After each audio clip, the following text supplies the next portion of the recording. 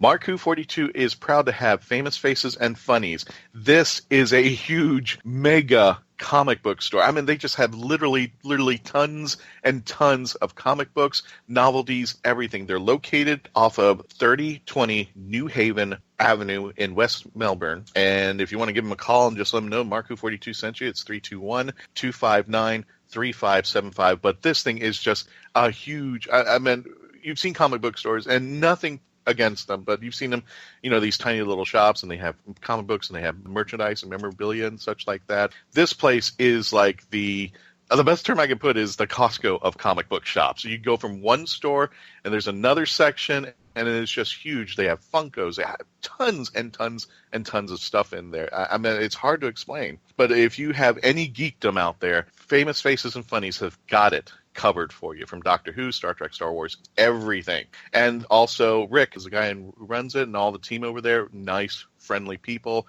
And I believe they're going to be joining us at MegaCon this year. So definitely want to check out our friends at Famous Faces and Funnies in the West Melbourne area if you're out there. Hi, I'm Jeremy Radick. I was Gareth in the Doctor Who TV movie. Ask me what it's like to kiss Ryan Reynolds on the mouth. You're listening to Mark Who 42.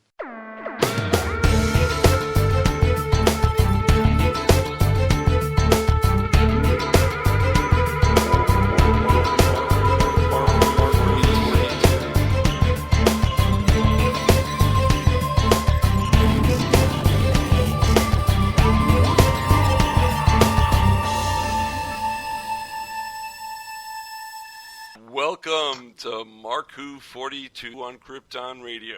I'm your host, Mark Baumgarten, and we have a great show for you this week because this is the beginning of our review season, because Doctor Who has come back to the airwaves. Yay! Yeah. Woohoo! And we have... About damn time. It is about damn time. And we've got, well...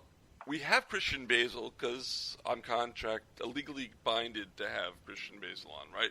What? This is how we legitimize my appearance. Thanks a lot, pal. Well, hey, I gave you co-producership, so just take it. Okay, take it. Legal. It was also, it's a part and parcel of being married. So. That's what can we not go there? Can we just not go there? That's what people yeah, that's been said. The man who just spoke was Charles Martin. Charles, introduce yourself. I'm Charles Martin. I'm with the Doctor Who podcast, The Happiness Patrol, and the currently going on, the tech news podcast, Space Javelin. Where can you find Space Javelin? On iTunes? Yes, it's on iTunes. It's also on SoundCloud under those names. Okay, cool. We also have, well, he's kind of the reason that we're coming to you right now on Krypton Radio. It's Gene Turnbow. Hey! Heyo! Hi, everybody. Yeah, you are the founder of Krypton Radio and the general manager. Mm-hmm. Yes, I am. And you do... It's all my fault. Yeah, it's all your fault, yeah.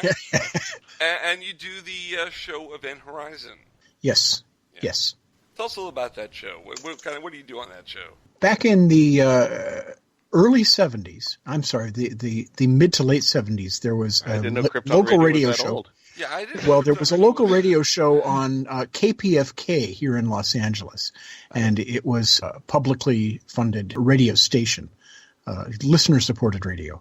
And every Friday night at 9 o'clock, we would all tune in, and it was the only science fiction anything on radio at the time. And they would have panel discussions, and they would have authors in, and they would have famous people come on.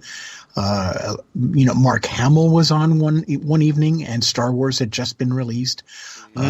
And a lot of the fan culture in and around Los Angeles cut its teeth on that radio show. And we decided we wanted to recreate that. So we tracked down the guy who actually owned Hour 25, who had not created any new episodes in a very long time. I think he was down to something like one every 2 years. And we tried to get him for Krypton Radio. Let's revive the show. Let's get the band back together. And we couldn't get him to return our phone calls or our emails. We couldn't get, hi, how are you? Or go to hell. It sounds like my prom date. Yeah. And so with that, we very sadly had to, give up the idea of bringing this back to life as it was. So we took the format and we did our own show. And that's what turned into the Event Horizon. And it is the first talk show that we had on the station. This is back before we even had DJs. And we have been running it now for, I think, 3.5 years, something like that. Oh, wow. We've got 100 we don't have as many episodes in the can as you do. We only have about 165 because sometimes we go on hiatus. Well, yeah. But we have had our share of interesting guests, that's for sure. Now, there's one other person with us, and I saved him for last because he was just on the show a couple weeks ago, and we wanted to have him back, and he's going to come back and do a few more of these review shows with us, hopefully. It's for sure. It's Gareth from the TV movie Jeremy Radick. Hey, Jeremy. Hi. Hey, guys. How you doing? Hey, Jeremy. Nice to meet you. Thank you. Nice to be here. So, Jeremy, what's been going on since we last spoke? Well, as you know, I'm still putting a lot of energy into capelesscrusader.org, which is the website that I work for. And we do basically comics and comic-related news stories. We're a news site, but we're also a social context site. So we like not just to report the news, but also to put it in context and talk about how it affects larger issues. So right now I'm pretty much about to dive into the monumental task of reviewing each one of these episodes of Doctor Who. And I just finished, which will be nice because I just finished slogging through Marvel's Iron Fist and having to do that over a 72-hour period. And you need a palate cleanser after how terrible that was. And so was it really bad? So it was the worst of the Netflix? It was pretty bad. Yeah, it was pretty bad. I haven't watched it yet. I haven't had a chance, but maybe I won't. Yeah, I mean, if you want to see a whiny white billionaire, try and be a martial arts hero, then that's the show. I thought you were going to say president for a minute there. No, we're all watching that. Charles, politics is not a part of Mark Who 42, though I agree 100%. Wow. You can cut. Feel free to cut that. If you I'm not cutting it. It's staying in. We're not editing. This show is going live. Uh-oh. Yeah. Not political, but God, it sucks. Yeah.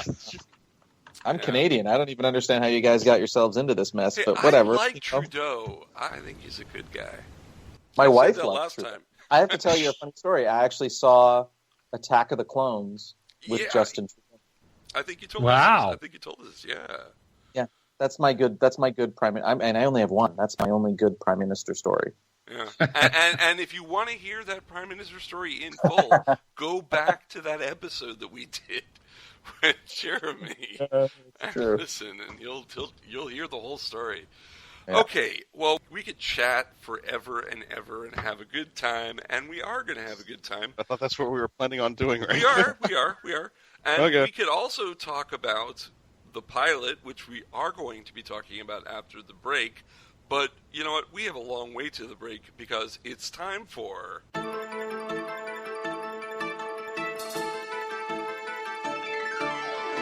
Mark Who 42 News with news correspondent Christian Basil. Christian, what do we have in the world of the Who-universe and beyond? Well, we've had a lot of convention news going on since you guys got back.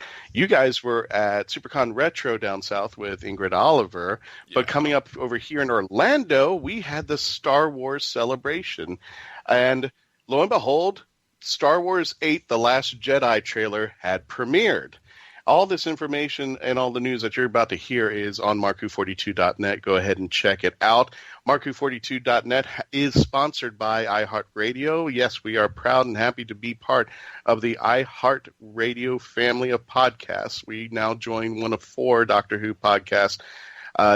If you've got an iHeart app, you can just put it as your favorite. Every new episode that comes up will download to your phone. You can listen to us at any given time. You can also get a Mark Who 42 app. I mean, you don't have. You can get our app. Apps up there, the wazoo. But you can listen to our latest episodes with Robert Picardo. Also, Nicola Bryant with her 2-part special. And of course, Nicola Jeremy Bryant, Radick. Remember, there's no. Oh, there's God, no I just soda screwed that in up her again. Name. You know what? I'm just thinking to myself, just somebody, like a commercial, somebody open a beverage. Yeah, well. Drink it down. Anyway, back to it. We do have the trailer for The Last Jedi. And gentlemen, throughout the internet, I've heard mostly positive reviews, but some people felt they were gypped. So starting with Jeremy, how did you feel about the trailer? It was good. It didn't, I'd seen it. I'd seen people tweet about it and been like, it's blowing my mind and I'm crying and I'm watching. And I watched it and I was like, yeah, that was pretty good. But Okay. It didn't change my life. Like, I thought that the first trailer for Force Awakens was better. I can't really tell from any of what I've seen what the movie. I mean, I can see sort of somewhat what the movie's about, but it's very nebulous, and it was great, and it was nice to hear Mark Hamill talk, and and clearly play a role. But I think it was a mood piece, and it was a good mood piece. But it doesn't denote to me that it doesn't make me feel like, oh, this is going to be an amazing movie. It just says, okay, cool. It's the story's continuing, and that's good. That's what I wanted to see. I just had this weird image. I just hear him go, breathe, just breathe, just breathe. And then at a moment's notice, you see a pop-in screen, and turns out Mark Hamill is doing, like, press-ups on Daisy Ridley. Breathe, damn it, breathe, wake up, come back to life, please. Yeah, part of me Like wanted to see like the preview just start and then have the bad lip reading, like one of the songs come up. Like, that would have been great. That would have been good. But my kids would love that. I didn't actually see this trailer yet. I haven't watched it yet. I have a question for you. Did the trailer have the scene where Chewbacca just nonchalantly shoots Han Solo's kid and kills him, making the life debt complete? No, Did that but thanks happen for in the asking. scene? I don't know where you were getting that from. Because if that doesn't happen in Star Wars Thanks 8, for spoiling the whole movie for Right. me, Mark. No, it's not a spoiler because it's a 5-second scene. And it's probably not going to happen, so I'm probably not going to go watch this movie. I will see the movie if the life debt is done. If the villain is going to be in it whining and like he did in the first movie, forget it. I didn't like the Force Awakens, and I don't want to see this. Well, interestingly I'm enough, still mourning the loss of B. Arthur over here. yeah, I was going to say exactly. I was blown away to see from Lumpy in the Lumpy and Harvey Korman in the trailer. That was Yeah. Oh, maybe I watch the trailer now. Okay. basically. I saw the trailer. I thought it was exactly as you described it, a mood piece. There's very little information in there except that Mark is dyeing his hair these days. And No, I'm not. and no, it's designed to be the first trailer, not the last trailer, so to speak, the last trailer. But there's a movie rule that you should never include the word final or last in a movie title, because if it's good, you'll make a sequel, and then what do you do? Mm-hmm. But I take great hope out of the fact that Jedi can also be plural.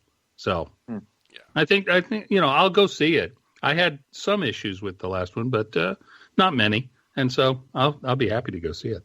Yeah. Gene, what'd you think? Yeah, I'm of the opinion that this is, like what you said, it's really just a mood piece. It sets the tone and does very little else.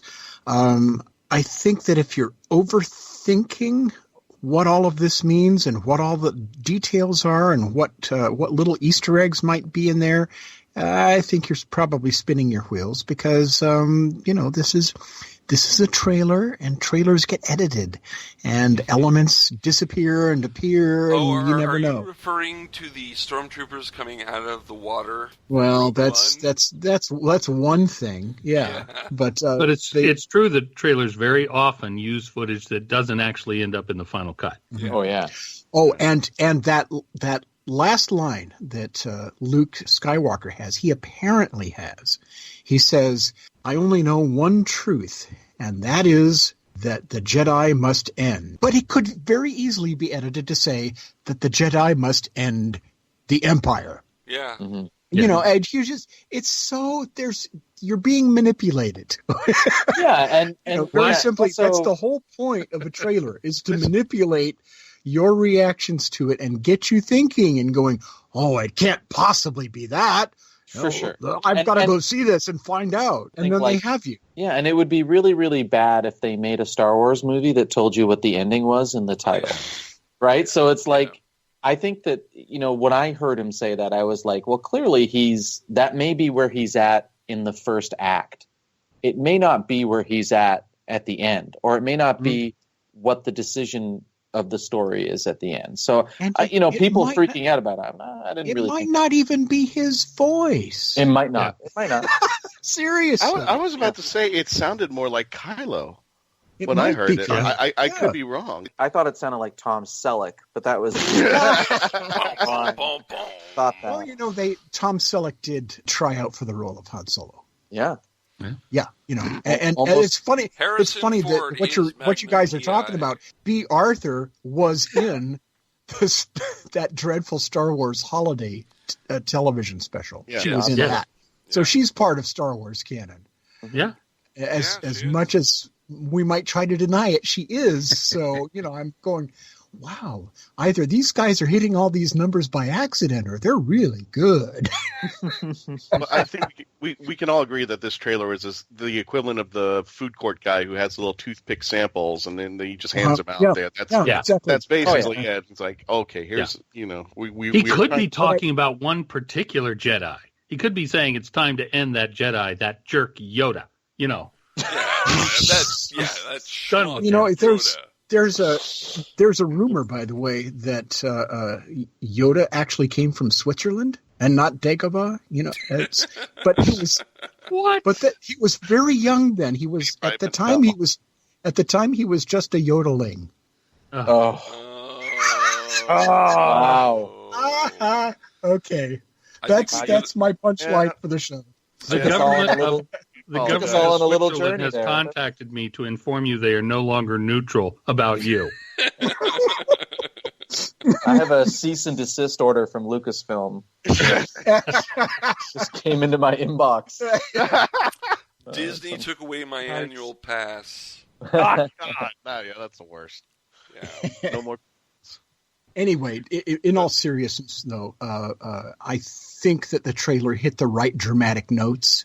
I think it set up the individual elements well, and I think they did very masterfully what a trailer is supposed to do, which is pique your interest without actually giving away anything. Mm-hmm. So I'm the fact that they were able to do that gives me very high hopes for the film itself.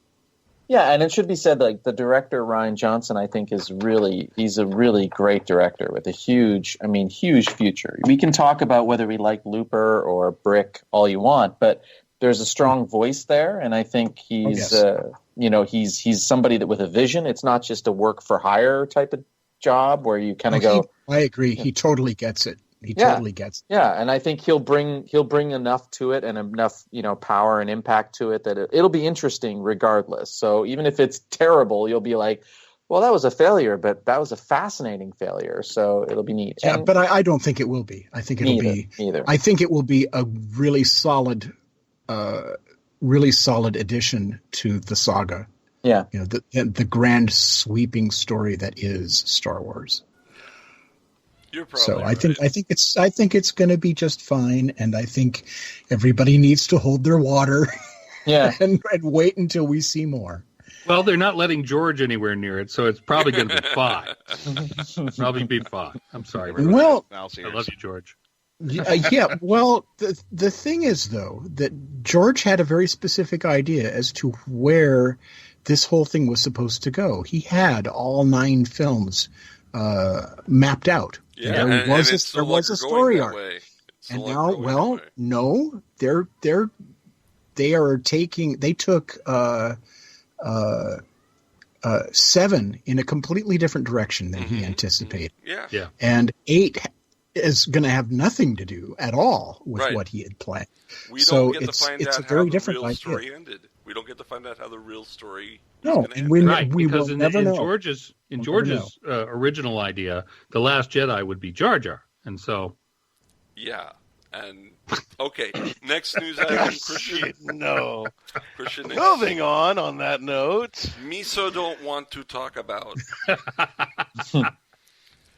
Yeah, no, never mind. Anyway, well, we got two news articles that kind of run into each other. First of all, Peter Capaldi was on the Graham Norton show, and he spoke a little bit about his departure and leaving the show. Graham kind of egged him on and said, "Why are you kind of leaving at this time?" And Peter kind of mentioned it being like a television factory, and they, you do the 12 episodes, and you just worried that you won't be able to continue on. And he goes that he's leaving while he's still on top.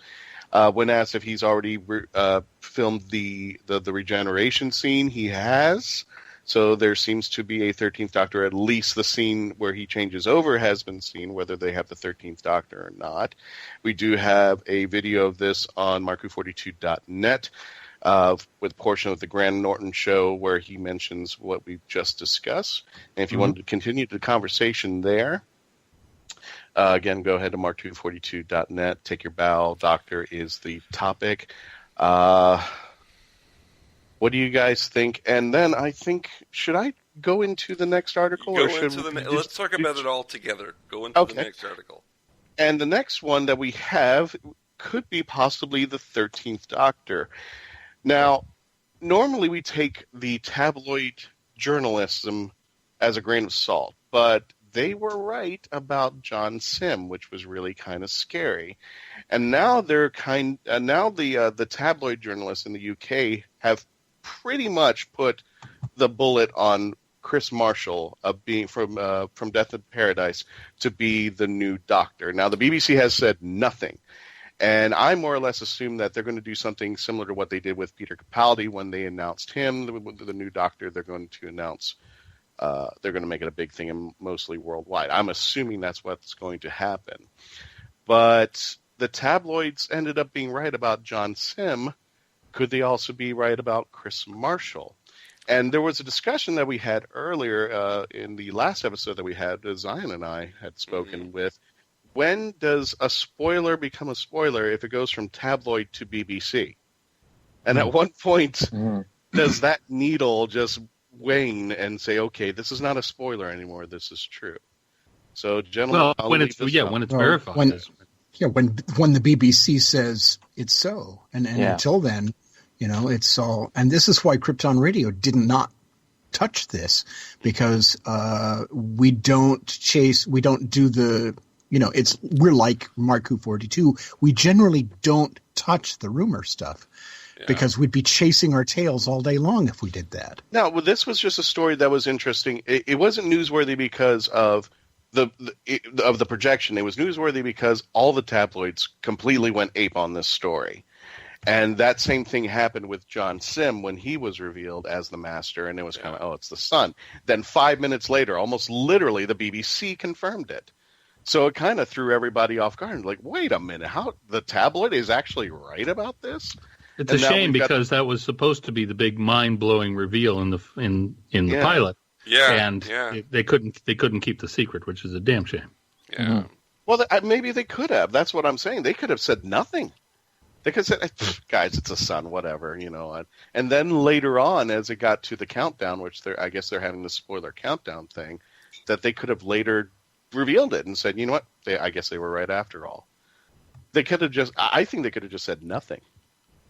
And I think if they had waited, and then at the end of the episode, when you see him for a second, John Sim, and that's when we found out, oh yes, he definitely is coming back. The Sun would have some kind of vindication that you should listen to our news articles. We're right. It's more of an impact, and kudos to the Sun if they didn't go, yeah, they're right. Yeah, you're right. That could have been a good point. I'm glad they didn't, because for people who don't read the Sun regularly, they're wrong 99%. Oh yeah, they are. They are. And they took up my favorite section of the Sun. It's no longer in the paper. page 3. It's no longer there. I have But no reason to read page, the Sun. the page 3 girl. Is that what you're talking about? Yeah, the page 3 Okay. girl. They don't have All it right. in the Sun anymore. There's no All right. reason to get the Sun. I don't know why it's still No, that's very true. Well, if you have to wrap. well, actually, I think online they have a site with Your all house the training a old, puppy. with all your the house old, training or a parrot. Yeah. They have a site with all the page 3 girls you can find from the past. They have it. Well, I'm not going to. Mark's got that. You've got that bookmarked. I used to on my old computer. I don't have that computer anymore, and I lost the. I don't remember my password. I just don't feel like. I think that the John Sim. It's kind of a false equivalency because I think there's a bit of a. I think there is a difference, even though John Sim's a huge star in the UK, less so here, but a huge star in the UK, and played a major character. I think there is a bit of a difference between the level of secrecy to his return and the level of secrecy to the casting of the next Doctor. So I just don't feel tremendously. I mean, I haven't seen the sourcing on it, so I can't really see what is their source? Is their source just some dude who says a source, and then other people, other articles, or other tabloids are listing the Sun as a source, and that's usually a sign that it's garbage, right? The Sun pieced together the fact that Chris Marshall was leaving Death in Paradise, and since he was one of the people that people were betting on to be, who's going to be the Doctor, they kind of were, well, he's leaving that makes him open for, that's it. Sure. Yeah. I mean, to me, that's not enough. And I think this might be the trickiest recasting of the Doctor in some time because, the pressure on the BBC to cast someone outside of, I guess, history, is huge, and it's going to be conspicuous if they cast someone like David Tennant, which I assume would be Chris Marshall in their eyes. Mm-hmm. They're going to get a lot of flack on that, and it's just I can't necessarily see them not treating this with a greater level of secrecy than they have before. So I don't think anybody knows, and I think Chris Chibnall is probably seeing everyone under the sea. So even if he does choose a guy that looks like David Tennant, he can say, well, I also saw Tilda Swinton and Idris Elba, and I saw Asian actors, so they can, reel that out in a defense of it and say, I just went with the best person for my writing. And that's, because otherwise I think they're in real trouble. if they just pick Matt Smith Part 2 because they want to bring it back to what they think is popular, they might, they're going to have trouble either way. Well, they want to bring the fangirls back, so they are going to probably go. Sure. Yeah. The fangirls, I hate to bicker on this point, but the fangirls are still here. They are because the David Tennant fans. There are probably some David Tennant fans who left. Sure, I admit that, but I go to these conventions. You go to these conventions. They're still here, and they are doing awesome things. They're just doing amazing things. Not just cosplaying the female characters like Osgood and Missy, but they'll take on any character and enjoy any element of the show they want. It is totally opened up. But we for don't women. have I love that. We don't have the Paul McGann estrogen brigade anymore. We don't, because they don't have a. Yes, we do. There's a spontaneous. Anytime he appears anywhere, there's a spontaneous information of it. I've seen it. Yeah, I've seen it in person. Yeah, me too. Yeah. Besides, every 17 years he comes back into the show, so look out, 2034. Jeremy, nothing to bash against your Doctor because I love Paul McGann, but I want to know what bathtub of the blood of virgins he bathes in that he never ages whatsoever. He will look 500 and he will still look exactly like the day that He's a Time Lord. What else? I mean, no, it's disgusting, and he'll pay for it in some way later on. He has that picture in his attic. He has that picture in his attic. It's actually what happens is he stays young. All of his brothers age poorly. That's terrible. So he's taking it from his brothers. Is that what you're saying? Yes, he's sucking the youth out of all of them. Poor Poor McGann's. Oh, the brothers McGann. I'm going to tell him you said that. His older brothers must be husks by now. Oh my God. So it's kind of like the Jackson family. Michael is the main person. Then we've got like Tito and Jermaine, but we don't mention them. Do we have Tito? I don't think we have Tito. I'm not sure we have Jermaine. I'm not sure we have any. We don't It's even not have... germane to this discussion, you guys. All right, you're right. We have Jack, I think. But, you don't know Jack. But You don't mind me inserting one other bit of news. I cannot let this weekend go by without mentioning the return of Mystery Science Theater 3000. Thank you very much. Yes. Oh, on Netflix you can watch. Yeah. Now, is it coming out once a week or is it a binge? No, it's all out. 15 episodes are right there, ready for you to watch. I recommend you pace yourself because it is an hour and a half long show each episode, and some of those movies are, to quote them, deep hurting. So you may need a palate cleanser of reality for a while after watching some of those movies. But the show itself is terrific.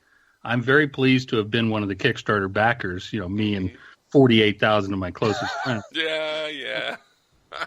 And in fact, though, I know you guys would appreciate this. My name in the credits appears in episode 3, and the movie for that is Time Travelers. Oh, nice. You, man. That's so that worked well.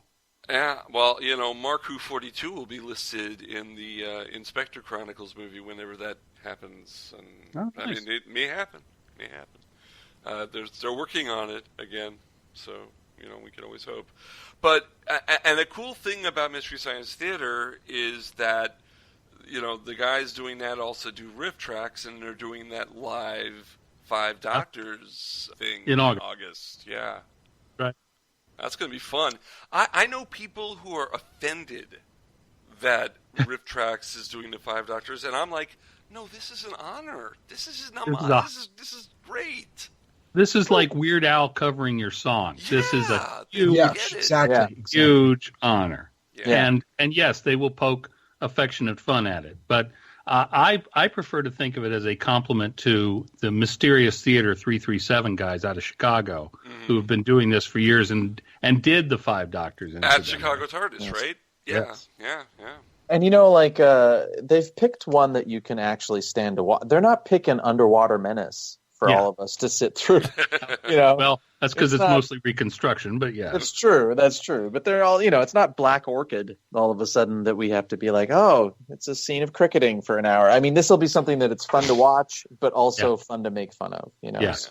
This will actually, I think this will bring in a whole bunch of people to Classic Who. I really do. I love the 2 Doctor Who Peter Cushing movies that Riff Tracks did. I mean, those were great. I love what they did to them, yes. Yeah. And you know what? This is something, and I don't know if Jeremy knows this. Riff Tracks, they on their website, you can buy the movies the Riff Tracks way, but they also have something called Fire Riffs, and they're basically audio tracks that you can overlay on your own copy of the movie to hear this one guy, and I forgot his name, but he does the jokes that they would normally do ripping it. And there is a version of the 1996 TV movie. I just showed it. What? There is a Fire riff version of the TV movie with Paul McGann Nice. and you. Oh my God. And it's funny when you're on the screen. It's funny. We showed this at our April Fool's meeting of our Doctor Who club I run in South Florida this past month, and it was fun. I mean, as someone whose most of his acting career could probably be in Mystery Science Theater or Riff Tracks, it's uncomfortable. But it's an honor, either way. I don't see this as a disgrace. I see this as you made it type deal. It's your turn now. Yeah. The Riff Tracks guys seem to be focusing mostly on, with the exception of the 5 Doctors, fairly recent stuff. Their riffs of Twilight were just phenomenal. Right. And the Mystery Science Theater 3000 season, at least the one that's on Netflix now, focuses mostly on older films, which to me is just heaven. So you've got both of these groups operating, and between them, no bad movie shall ever go unriffed. Nice. Well, gentlemen, just to wrap up the news, this is one that's just a short segment. We got the overnight viewing numbers for the pilot. Came up to be 4.64 million viewers overnight. Doesn't sound like a big number, but comparatively to the opening episode for the previous season, it's just slightly up. And it came third in the ratings behind Mrs. Brown's Boys and Britain's Got Talent. Overall critical reception for the episode, just brilliant, especially going towards Pearl Mackey's appearance as Bill. But lots and lots of positive reviews about this, and hopefully we will be seeing more and more of this. This also those ratings don't include all the people who watched it in the cinema in the United States. Correct. And this is only the BBC One airing at 7:20 at night in England. This doesn't count the iPlayer. This doesn't count time America. shifting or And so that number will go up. The BBC America ratings, do we have those yet? Hey. Sorry. And gentlemen, this is just a reminder, if you're listening to this actual episode on the premiere date, you still have until tonight, April the 19th, to go out and see the pilot in theater. So definitely check out your local movie, wherever you go to, AMC, Fandango, all those places, Regal. Check out their websites. Make sure you get a chance to see the pilot in theaters with your Whovian buddies out there.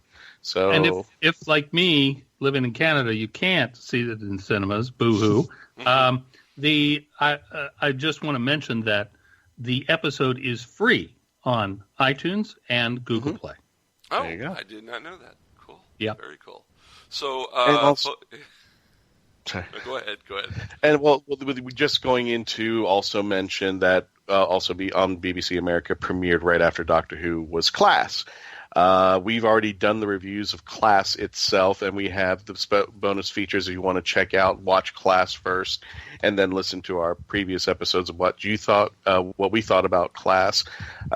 Fingers crossed for the BBC and the spinoff that hopefully they are not canceled. They are kind of saying that they're moving back into a hiatus position, but we hope that being on BBC America will draw enough interest to say, hey, maybe, we do need a series 2 for Class there, even though they have mentioned that they were teetering on the idea that it was canceled / hiatus. Definitely want to give a support, especially for a spin-off show like Doctor Who. Class, definitely, hopefully we'll get a second chance. I hope they do another Doctor Who sequel, and the one I would like them to see them do is called Katie Manning is a Crazy Lady. They have done that. She is in the most wonderful way possible. Katie is a darling. Yes, she is. Just adorable. All right. And that wraps up the news for this week. Okay. Woo. Wow. Oh, that was a long news segment. Okay. So we're going to take a break. When we come back from this break, Jeremy Radick, Charles Martin, Gene Turnbow, Christian Basil, and I, Mark Baumgarten, will review the first episode of Series 10 of Doctor Who, The Pilot. We'll be right back here on Krypton Radio. Don't go away. We'll be back with more Mark Who 42 after this.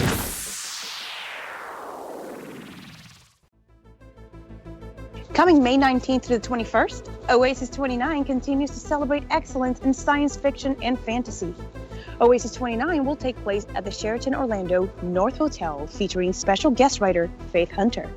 The best way to see Oasis 29 is with your 3-day weekend membership pass.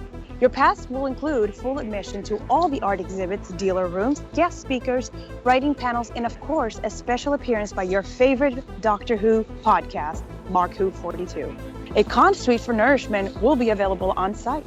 For more information, hotel rooms, and purchase for your tickets, including student discounts, go to www.oasfis.org/oasis. Oasis 29 is an event that promotes safe and fun environment for the entire family and upholds that cosplay is not consent. We look forward to seeing you there. Hi guys, this is John Barrowman. Oh, sorry. Hi guys, this is David Tennant. Oh man, what am I doing? Hi guys, this is Kai Owen and you're listening to Mark Who 42. We're back with more of Mark Who 42 here on Krypton Radio. I'm your host, Mark Baumgarten. And boy, we've got a doozy of a show. If you've listened to the news before in the first segment of the show, you know that we have founder of Krypton Radio, Gene Turnbow, on with us. Hello. Hello. We've got Charles Martin of the Happiness Patrol and Space Javelin. It's a tech show, and it's really good. Always a pleasure to be here. Is the Happiness Patrol doing one of these too, a review of the pilot? I don't know, to be honest with you. You know, we're under the command of Captain Lou, and he has been under the weather of late. So we're sort of figuring out when he'll be able to get to rejoin us, and we kind of don't want to do it without him. But well, just promise you're not going to save your best stuff for that. That you're going to that you're here with your game. I don't even know the expression. I don't know sports. It's A game. Your A game. I'll bring my sports ball back, Coach. Don't worry. Jeremy Radick, Gareth from the TV movie Doctor Who in 1996 is here. Hello. Jeremy, I'm so glad you got to come back with us. Oh, again. Thanks for having me. Yeah. And of course, we have Christian Basil of The Legend of Traveling TARDIS and the co-producer of Mark Who 42. I'm here under contract by law or something. Yeah, it's a contractual obligation to have you on the show. And you thought white slavery was over. Wrong. No. Tarantino's going to make a movie called Mark Who 42 Unchained, and I'm in trouble. Okay.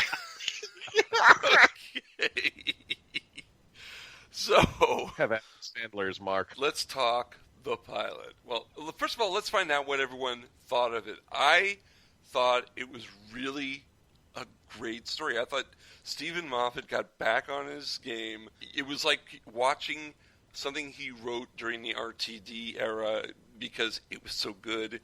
I thought it worked as the pun intended, pilot where it got everything explained to you that you need to know about Doctor Who to watch it. So this is a great jumping on point. And I would probably give it 9 out of 10. I have a few observations. Okay.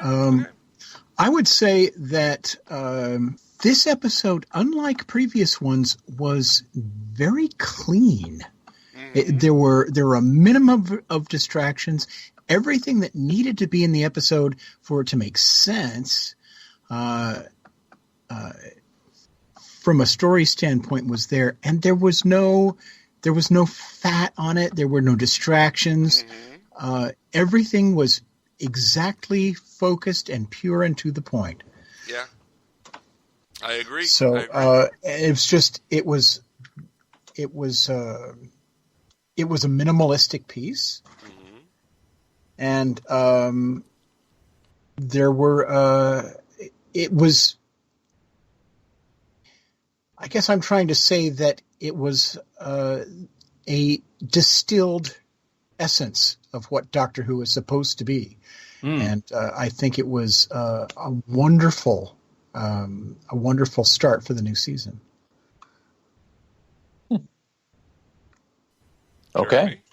Well, I'd probably give it like an 8.5 out of 10. I thought it was all the things that you guys have said, I think is true. One of the things that I really loved about it was just how lean and stripped down and lighthearted it was. And in some ways, you know, Doctor Who's really at its best when it just focuses on being fun and imaginative, and having that be its focus. It kind of, I agree with you guys that it did sort of reject, I don't want to say reject, that's kind of harsh, but it sort of didn't focus on some of the concerns that have been the last few seasons.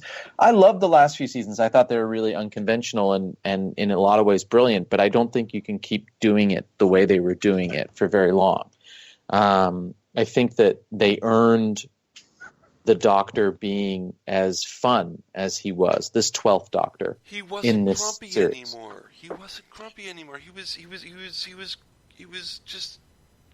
Yeah, but I'd go with still- him. I'd go with Yeah, him. and he was still prickly. He still clearly had some concerns or had some feelings about life that are a little pricklier. But yeah, very much more fun.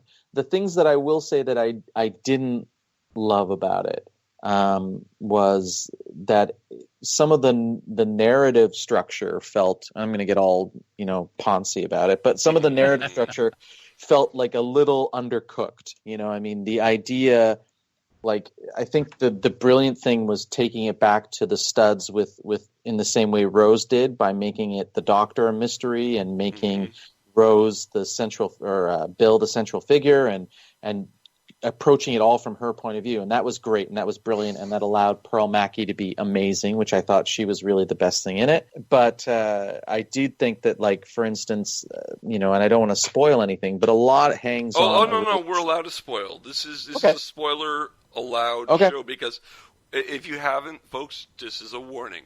If you haven't watched it yet, press pause, watch it, go watch it, come back, and press play. Yeah, because I'm about to say that the resolution, I thought... If you're on the radio, if you're listening to this on Krypton Radio, we pity down the volume. Yeah. If you're listening on Krypton Radio, you heard the news. Thank you for listening. Just kidding. I just thought, like, the resolution was pretty underbaked in a bit of ways. But I in a way, it's like, with Moffat having been such a driving force with his narrative and making it clever, which sometimes didn't bear a lot of scrutiny when you looked at it again, saying, you know what, we're going to keep it simple, we're going to keep the stakes fairly low, we're going to keep it personal, and then make it fun. That was actually really refreshing. You hadn't seen that since the RTD era. And, I enjoyed that aspect of it. But the only thing that I had a bit of a problem with was, like, it all hinged on a relationship that I didn't quite buy was as deep as they didn't give enough time to Heather and Bill's sort of crush to make me go, okay, that's... I'm not... Shades of Clara and Danny Pink, yeah. Yeah. Even less so, they didn't give it, like, they had like a couple of long looks, and that was about it. Well, if you think about it is a family show. Yeah. And the episode was actually 5 minutes longer than a regular episode, so you have to take for granted that they had a time constraint there. So the looks were all they had time for. You're right. It is a family show, and you can't actually show them snogging. Oh, no. That's not what I can. That's not what you could. But I just mean that I didn't quite buy they ask a lot of that relationship, and I just wasn't quite. I personally didn't quite. It didn't quite get there for me. That I totally agree with what you're saying, but I will point out that there were some scenes, and I was confused about it on the first watch, which was winter, and then it's spring now. And what they were trying to say is that this relationship has had some time. Yeah, but and I think they were not successful in communicating. Yeah, it was totally a space thing, and I'm saying, it's still 8.5 out of 10 for me. I just thought that was the aspect where I was like, oh, okay, sure, all right, I'll buy this sort of thing, but I'm buying it only because you're telling me. You know what I mean? I'm not buying it because you really showed me a connection. I'll buy it, but it wasn't. I didn't buy it in the same way that I really understood the Doctor and Bill and how they were important to each other within the time frame of the show. So, Jeremy, if I can elaborate on that just a little bit. Yeah. Because I think I saw, because that was one of my biggest criticisms too, and I said I wanted this to be I wanted it to be more than the crush heard around the universe through time and space. I wanted the stakes to be higher so that when Bill stuck out her hand towards Heather's and had to release it, then that pain and that moment where, the Doctor doesn't see the tears. Yeah. All of that would have been kick in the field. It didn't escalate that. You've seen Class, right? Have you seen the series Class? Yeah. And you're aware of the relationship between the prince and the Russian guy, right? Oh, yeah, absolutely. But some people aren't. Remember, no spoilers for the Americans. Right. on Glass. Well, okay, I will try to say that I won't go too much into the spoilership. I saw more stakes with Ianto and Jack than I saw with those two. It didn't make sense to me at all. And I'm not saying that there was an infatuation and they were liking each other, but there were times when, like the Christmas scene where she was walking around when she gave him the present. Why not have a scene where she's walking out the door and then she sees Heather and gives her a present? Something that could have just pushed that scene at the end, and I don't want to jump to the ending, but yeah, I definitely...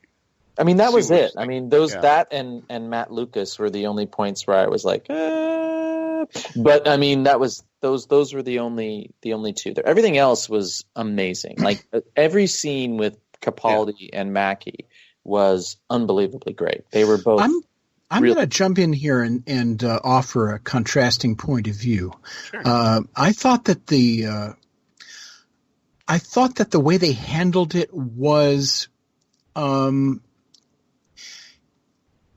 It was balanced. There's a certain amount of storytelling that you have to let happen in the viewer's head. Mm-hmm. American audiences are used to having everything laid out for them point by point by point because they don't want to think, and British audiences and audiences in other countries are more used to having to sort of use look at what the director has done and say, yes, this is what he meant by that. Okay, accepted as read. Let's move on. And so the British are very much like this. The French are very much like that, where the French audience is assumed to be at least as smart as the director.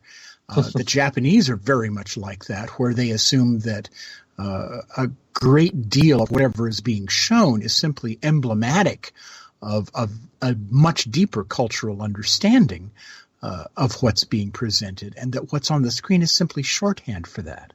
So I think whether it works for you or not could very much depend on what continent you're sitting on at the time. I'll push back on that a little bit because I never thought from the writing or the directing that they had much more contact than what we saw. I never there was never an indication that they had a bunch of dates or that they really knew each other. And maybe I'm wrong. Maybe that's just my interpretation of it. But when I watched it, I was like, okay, these are the times that they've met. And I never really got, if they had something else, if there was a suggestion, a longer suggestion, and I'm not talking about a grand love affair even, but just like a more of a relationship, I would have bought it. But I feel like Bill performed her like she was still a mystery. Yes, I think the affection was mostly coming from Heather's side, but you're right. This was very sketchily. Yeah, I just thought it was a little sketchy. That's all. I agree with you there. I thought I think it was sort of roughed in. And it needed maybe a little bit more detail than it got. So I'll agree with you there. Just wrapping it up, I could see you need the building blocks to a certain degree. And just like Torchwood, Children of Earth, the moment that you had Jack and Ianto die together in each other's arms, that impact because we knew the build-up in the story. It would be no different, and this is an exaggeration, but like Romeo and Juliet, watching them kill themselves, and that's the end of the show. It's like, well, what was that all about? Yeah. We needed to see that relationship. It didn't have to be a full-blown, like, 3-part episode, chain events, but somewhere along the way, it had to build up like Lego blocks to where we could see, and not only see the relationship evolving, but at the moment that Bill pulls her hand away from Heather's, that moment is going to hurt. And we could see where the stakes and the build-up pull apart. Yeah. Now, for me, I'm shallow. I would have stuck my hand on Heather and just because she's hot. I would just stand there and where I was like, come on, Heather, let's go. Wherever you want to go. You're, whatever. But, yeah, I needed those building blocks. And I think it's just in any language or any continent, I need to see something to vindicate that this is going to hurt. Mm-hmm. You know, this is going to stab at the heart. And when it does happen, you will feel it because you understand the relationship and you understand the affection. And even though it's just a little puppy love crush thing, it still is hurting. Yeah. Well, and this is the difference. This is one of the traps that a director has to deal with, which is an overfamiliarity with the material and not knowing exactly how far that line has to be pushed out in order to make the viewer feel comfortable in the knowledge or the information that the director is trying to portray. You know, you're so familiar with it, you don't know how far in you are, and you tend to lose your perspective. So it's a difficult thing, especially with an intricate emotional relationship like this. So yeah, you know, I agree. I think they painted themselves into a corner here, and it's their own fault because Doctor Who is perceived as a family show. So there's much tighter controls on what, mostly self-imposed, on what can be shown. And in particular, there's a very, very thin line here because this is the first open lesbian relationship that we've seen in the show. So it has to be handled sensitively, but also it has to be, well, it's got to be wrapped up in 50 minutes. But the other problem is that it can't, nobody wants the episode to be about the lesbian relationship. Mm-hmm. And if they had gone too far with that, they would have that. Then that would be the only thing anyone remembered about it. So yeah, and it was a really tough line, but it was a self-imposed trap that they fell right into. Yeah, and I think it had the trick would have been to give them a scene that had nothing to do with the puddle of water or the star in her eye. To give them, if they had done a scene like the scene on the bench where they're chatting, if that scene hadn't been tied into, hey, come with me and now let's go see this weird puddle of water, then that might have been enough, right? That might have been enough to kind of insinuate that they have some sort. I mean, it doesn't have to be romantic. I think it just has to be a connection. Yeah. And I think the problem is that immediately when they had those relationships or those nice human moments, it was followed up with, and this was simply a time crunch thing. So I don't think it's a quality thing, but it was simply them saying, okay, well, we got to keep we have to move the plot along. So why don't we take her and go show her the puddle at this point? And it just made it, that's really my only concern. I mean, I feel like we've talked a lot about what didn't work, but I think there was so much more that really, really did work in the episode and was really just a wonderfully great return to form. So I was going to say that I have sort of a list of good and bad, like I often do with a lot of episodes. And the bad list is pretty short. This is certainly one of those areas that they danced over the intricacies of the relationship or really establishing in the audience that there was one. But we've already dwelled on it a bit. There's a long list of good things. This is a great, as somebody said earlier, it's a great jumping on point. If you've never seen Doctor Who before, what is wrong with you? If you've never seen Doctor Who before, welcome. This is a great point to join in. Peter Capaldi, absolutely at the height of his powers here. I think I think he had his idea of what he wanted the Doctor to be like nailed down very well, and he wasn't well served by the scripts. So, especially in the first series. So this is actually, I think, the starting point for Capaldi, and then you go back. But the story is great, but then it is, well, this gets me over to my bad list. My problem with the story is the nostalgia sauce is laid on super thick here. Okay. And I'm not just talking about things like Susan's picture. That's a wonderful touch. I love that. The newcomer wouldn't have any idea what that means.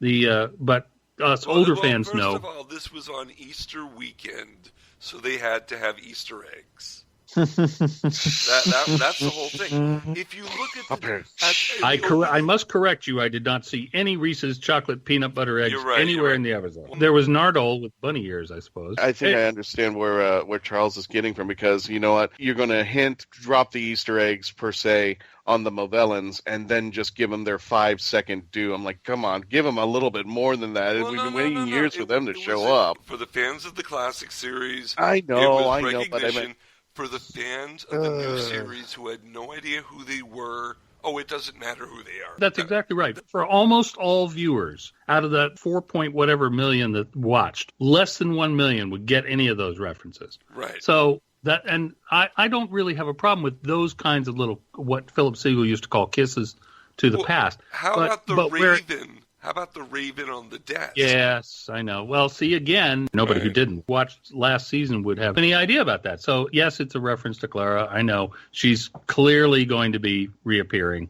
Oh, okay. Whatever. I don't hate Clara. Well, she did for a split second. I don't know if anybody caught it, but it drove me into the wall as soon as I saw it. I didn't catch it. The mind-wiping thing. Yeah. What would the thing it would if it happened to you? I'm like, oh, get over and then this. The music started. We are and then past the music this. Well, my problem wasn't with small little references to past things that only the older fans would get, and that, to me, is fine.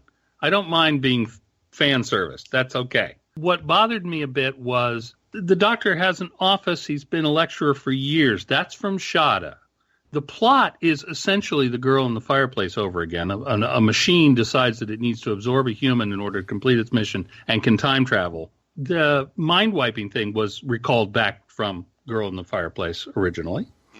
And the other part was that the whole let's go into the middle of the Daleks and Movillans just so we might get killed is the chase.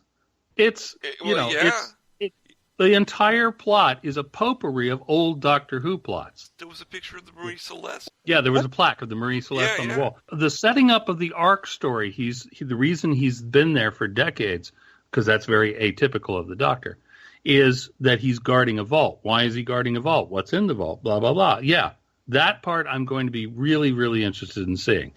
But this episode, I feel like it, like I said, I don't mind kisses to the past, but this just ladled it on kind of thick.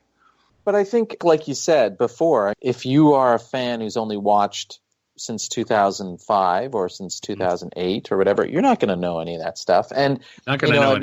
You won't know that out of order sign is from the War Machines. You won't know. Absolutely. Yeah, you won't know that. And I keep thinking about how many times there's stuff that we as fans of the classic series look at and go, oh, I love that. I love a good Robert Holmes double act, and I love, when David Whittaker continually plays with this and John Lucarotti and all these different writers that they did the same thing over and over again. They all have recurring motifs. I think Moffat sometimes I get a little, I think that we're really tired of it at this point because the showrunner is so much more dominant, but the script editors in their day, Terrence Dicks did a final pass on every script that ever crossed his desk, and that's why they all feel the exact same. And we love that about Terrence Dicks. They're all plotted really well, and sometimes they have ridiculous turns of events in them. But, the bust of Shakespeare, the picture of Robin of Locksley, the Beethoven's Fifth Symphony, I didn't mind all that. In fact, that opening scene, I think, is just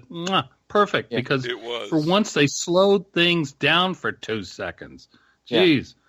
This is something I wish they'd do a little bit more often. But I'm not bothered by the brief appearance of the Movellans. It's just that whole segment. Why was that there? Oh, that's right. We already shot A Friend of the Future. We got to fit it in somewhere. Oh, let's drop it in here. Why would you? Why, the up to that point, let's see if she can follow us through time. Let's go millions of years in the future. I thought that was a brilliant idea. And then he goes, all right, now everybody stand in the line of fire. Let's see if she can survive that. That was just silly. The one last point I want to make about Heather, the actress who played her, very convincing at both sides of her personality. She came off as a slightly strange, regular human being, and then she came off as a creepy Dalek in the end. But the thing that bugged me about this was, again, we saw that weird passage of time. It was suddenly winter, and then it was obviously quite warmer, so time had passed. If Bill and Heather had had more of a relationship, wouldn't the inevitable, I need to tell you about this tutor of mine, and can we go along? Can she come along? That sort of thing would have raised its head, and they just kind of hand-waved over all that. It was... as I mentioned before, they wrote themselves into a corner and couldn't quite get out on that point. On the whole, though, I know we're focusing on the negatives because we're trying to point out things that a casual viewer might not have seen. people who listen to Mark Who 42 are not casual, you know. No, we're not. They're deep in it, right? So we're trying to point out things that are like, oh, I should rewatch this. Let me see that. So I'm happy to point these out, even if they're kind of negative elements. But on the whole, you know, borrowing from the best, this story was very entertaining, very enjoyable, nicely paced for the 50 minutes. And except for having strangely omitted a real relationship between Bill and Heather, I would have given it a lot of marks. I'll give it a 7 out of 10. And mostly, I have to say, by the way, nobody has mentioned Nardole except me. And I want to go on the record. I like Nardole. I admit he's a very weird character. He's half physical goofball lummox and half kind of witty, dry observer of what's going on. Did a battery fall out of him? Did a battery fall out of his It wasn't arm? It was a screw. It was a screw. Okay. Yeah. Okay. It's some sort of a machine or pipe fitting. So apparently, the rest of his body is a cyborg, and you know, and the head was all that the doctor could say. But you know, I quite like him. I think that if they give him a bit more to do, that people will like him as much as I do. But I quite like him. I'm kind of taken aback because when they mentioned that Matt Lucas was going to be the companion, I was like, oh my god, because I've known his characters in other movies to be kind of annoying or something. And I thought they were just appeasing fans of like Little Britain because David Williams was in a previous episode as that as the mole character. So I'm like, okay, that's what they're doing. They're getting the Little Britain people out there. And after watching the Christmas episode, I think he's one of the best companions for Capaldi, if not probably one of the best companions I've seen. And I like the fact that they took a risk that he's alien.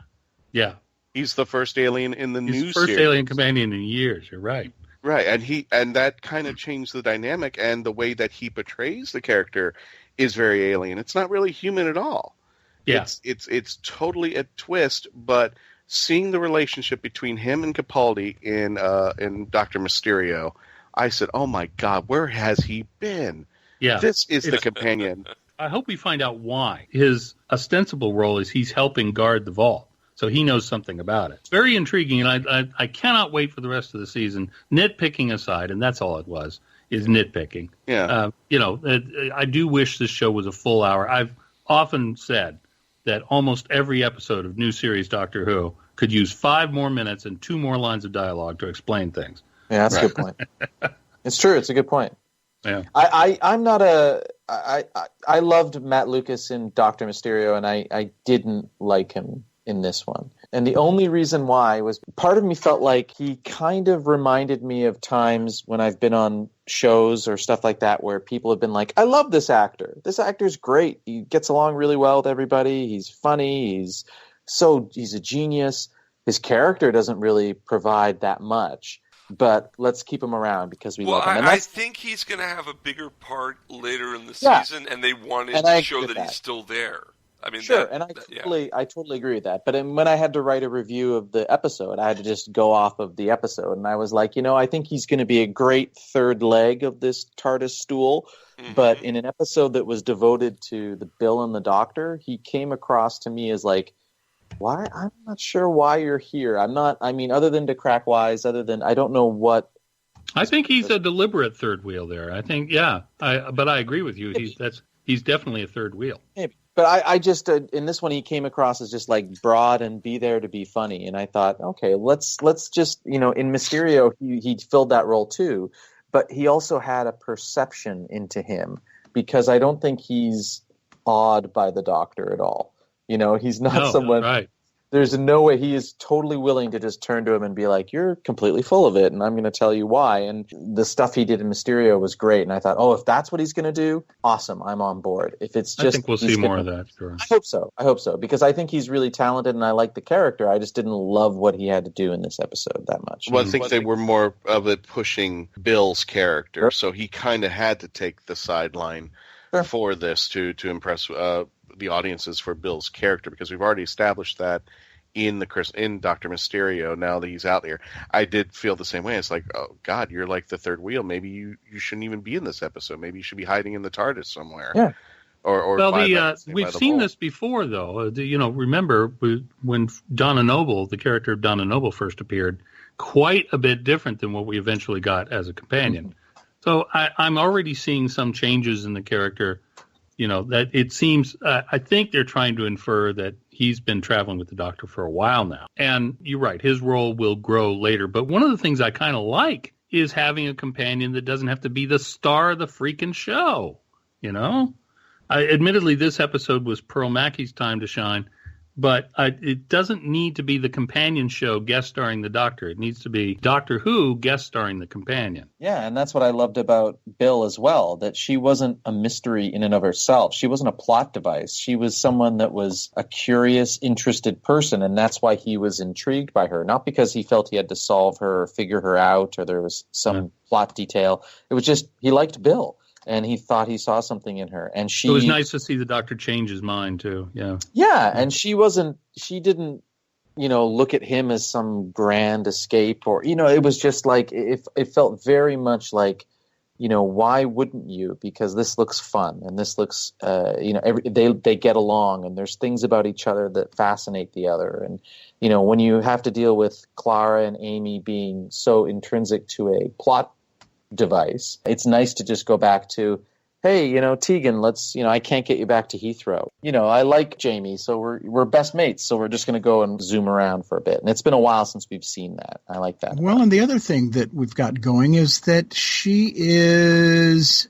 an alternatively gendered person, and that we don't have the doctor boyfriend dynamic going, which is kind of freeing. It's kind, yeah, it's kind of freeing, and I think we have more potential for some good stories without having that distraction, because they've set it up front.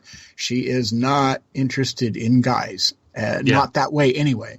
Yeah, this is again a throwback to Donna Noble, although I'm not implying that Bill is just another Donna.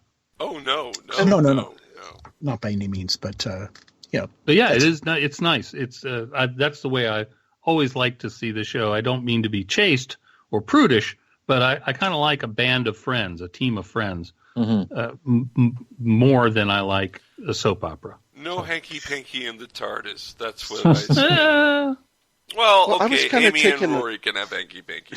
But, I was kind of taken aback when they first announced that Bill was going to be a lesbian. I was like, why? I mean, this is almost kind of like a spoiler point. Why are we mentioning this? Why don't you just put it in there? Let me enjoy the story for what it's worth, and we'll go from there. They mentioned it because specifically for what I touched on before. They didn't want this story to be interpreted as Doctor Who's lesbian episode. And I think they erred too much on the side of caution on that. But, we have a whole season in front of us. Bill may meet somebody else. But I think the media coming out and making it a bigger thing than it should have been. The media, definitely. I was like, why can't I just enjoy it? I mean, I would have just been no different when Captain Jack snogged Ninth Doctor. I was just like, oh, I could see, I started seeing the relationship and the love. I mean, it just seemed like the media was kind of like they had their tiny little agenda. I was just like, why can't I just enjoy this good story? This is one of those ways you can tell a classic era fan from a 2005 onward fan is when there's a companion who isn't interested in the Doctor. A new series fan is like, well, that's different. And an old series fan is like, finally. Yeah. Pretty much, yeah. Well, that's the thing about critiquing and second guessing. I think all of our viewpoints have been valid observations, and the thing about art, or the thing about directing television or writing for television, is that everything is done from a certain point of view, and none of our points of view are going to precisely coincide. And this creates some lively, entertaining discussions. But moreover, it also underscores what I think it was Cecil B. DeMille said about critics. He said that a critic is someone who charges down the hill after the battle is won and stabs the dying. And it's important to keep that particular aspect of it in mind as well. Sure. That in order for it to be art, it has to invite that kind of discussion, Yeah. that kind of thought, and that the audience has to bring something to the table as well. And our own personal viewpoints and the way we perceive what's going on is part of the art. It's part of the experience. I think this group in particular, if I may compliment the rest of you, Well, it thank has you. represented a variety of fan viewpoints. So there's going to be people listening to this who go, "Oh, that Charles guy is crazy." What this Well, he episode is. what this episode needed was more Gareth. That's exactly what I was thinking the whole time. Did more Gareth, of course. Oh, that was great.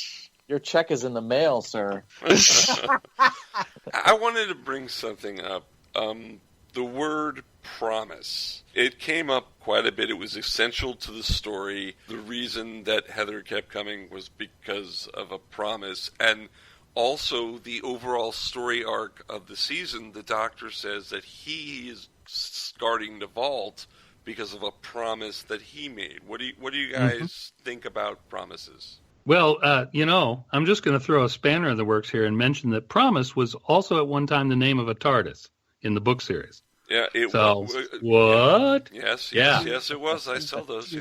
But the vault in the basement of a school is so Hogwarts.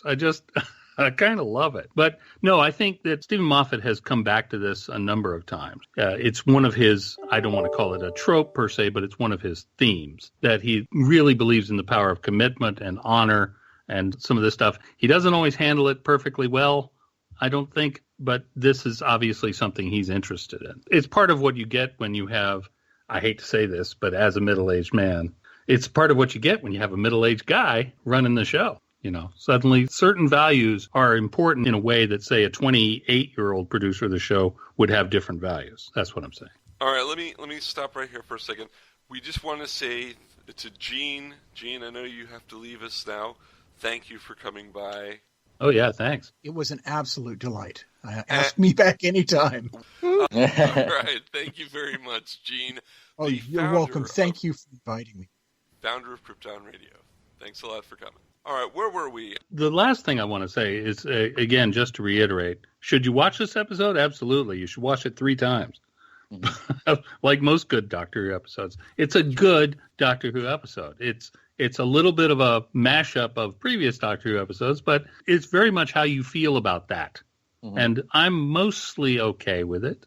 I didn't like it so much in the plot, but I loved all the visual cues. And I will say this. I guarantee you Susan is going to play a role in this series. I don't know if Carol Ann Ford will appear, but there is clearly something going on there. Her picture didn't just pop up on that desk for no reason. I agree 100%. And I could not be more thrilled about this. This is Moffat's last season, so you know that there's a stack of TNT somewhere under the mountain that he's ready to blow up. And once he He blows it does up, that kind of mountain, seem like I is want to gonna give crumble. Chibnall nothing to work with. Yeah, exactly. Yeah, or clear the decks. Yeah. I just want to say, too, that we haven't really talked much about performance, but Capaldi and Pearl Mackie are spectacular in this episode. Quite a team.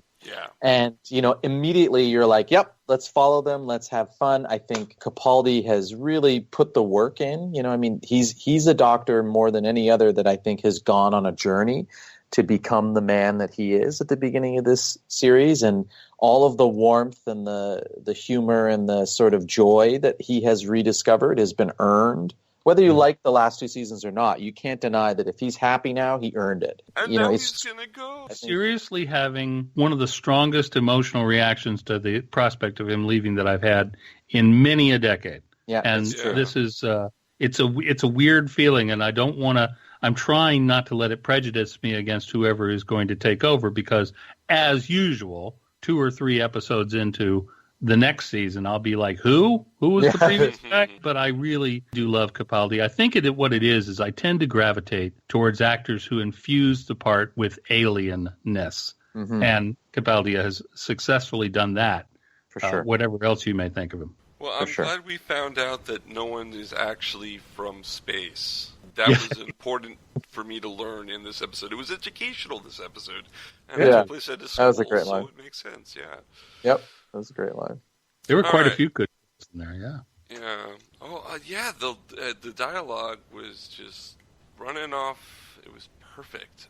The wind in their coats and what side of the cutlery you're on, and those are all just great little pieces there. You know what I think it is that I like about Bill? I just realized this, but she's kind of like Jamie in that somebody else mentioned it earlier, and I was like, yeah, she's not stupid. Yeah. She's actually very bright, but she is rather uneducated. And Did the you see some doctor of the papers that she wrote? Did you see some of the titles, the quantum theory that she wrote? She basically was, if you look at all the papers she wrote, it was like she was learning about time travel before she ever got near the TARDIS, because she was learning the theories of time travel. Right. Well, this is the thing. Jamie, Leela, there's been a number of companions that were like this, where they were a diamond in the rough, and the doctor decided to turn them into a diamond. Yeah. And that I think Bill is in a great tradition here, and the actress is terrific. I think she walks that line between over inquisitive and annoying. There's a line there. You're curious or you're annoying, and she's on the curious side, and I like it. Yeah, that's great. All right, that's about almost all the time we have on this show for the review. Any last words you want to talk about? I just want to say that Star Trek Discovery is on the way. Twin Peaks in about a month. Mystery Science Theater 3000 ready for binging. Movie in the hole. And Doctor Who, this is a glorious time to be alive, don't you think? Yeah, I do. I do. And own a TV. Jeremy? Yeah, it's great. I mean, 16 months is way too long to just survive on one little bit of Doctor Who. I mean, I did it for 20 years, but still, or however long it felt like. But still, it's way too long, and it's great to have it back. And, I second that. It's a wonderful time to sort of see shows stretch and grow, and just, it's great. I'm going to be writing about it on capelesscrusader.org over the next few weeks as the show's back, so I'll be reviewing it there, so go and check it out. But can't wait to see what else they've got in store. It's a great kickoff and a fun kickoff to the new season. Christian? Well, I'm going to make this short. I'm ready for the next, not only this series, but I'm ready for a new Doctor, a new showrunner. I mean, it's the time to be alive for Doctor Who, to see what comes into play and what's going to be happening for the next 10 years, next 10 series that comes up for us. It's both nerve-wracking and exciting at the same time, because it's kind of right now at a sensitive point where anything can happen to the show, and I don't ever want to go back into the wilderness years, but I think there's a love and dedication throughout the crew and the people who put on this show that we're not going to see a repeat, and they're going to do everything they can to make sure that we get the greatest TV show that ever existed to continue on even way after, I'm dust on the planet. So it's a testament to them, as we've said before, for a hand, because the people who came back in 2005 to put the show together had a big love for it when they grew up for it. They were all Whovians for the most part. So I'm really excited. I honestly say I do have my little skepticisms about things, because I think maybe I can speak for all of us. We kind of have the core values that we all have in our hearts that we see that Doctor Who has, and have had to alter them, as time progressed, because it's just the way it is. Things have to change, times change, technology changes, attitudes change, and the Doctor's going to have to keep changing. Yes. But for the most part, I just appreciate that the TV series that I love, that ran for 26 years, disappeared, that I didn't think anybody was going to care about, is now back, and I kind of have now a redemption that I've mentioned beforehand in previous shows and conventions. 10th anniversary this year. 10th anniversary. This would be what, series 53? No, it would be series 38. Well, 38, if they hadn't 38, they hadn't taken the break. Yeah. So I meant how many series of anything have you heard that have run that long? Yeah. So coincidentally, the third episode of Mystery Science Theater 3000 was the 200th episode of it. So everybody's doing, and it's the 20-year anniversary of Twin Peaks, which is why it's coming back. Yeah. It just goes on like that. It's great. I will say this: as sad as I am about Peter Capaldi leaving at the end of this season, of course you knew this was inevitable at some point. They always change the Doctor. I wish they would be an actor who has the guts to stay 5 seasons. I will say that if this means that he'll show up at some conventions and Big Finish, then I'm okay with it. Yeah, that's true. Definitely. Speaking of conventions, Christian, tell us about the conventions that are coming up that Mark Who 42 will be a part of. Yeah, Mark Who 42 is going to have a busy May, so everybody, 2 to the 3 conventions are right now posted on our website. We're going to start the month of May off with Wholanta in Atlanta, Georgia. Running May 5th through the 7th. The big people are going to be out there are Colin Baker, Nicola Bryant, Camille Kaduri, Jamie Matherson. Catherine Sullivan's going to be there? Catherine Sullivan, yeah. We've had on the show before, Chicks Dig Time Lords. So we're going to be out there joining them with panels and the Mark Who 42 booth with Big Finish. Following that, 2 weeks after that, we're going to be at Oasis 29 here in Orlando, Florida from May 19th to the 21st with the guest of honor Faith Hunter.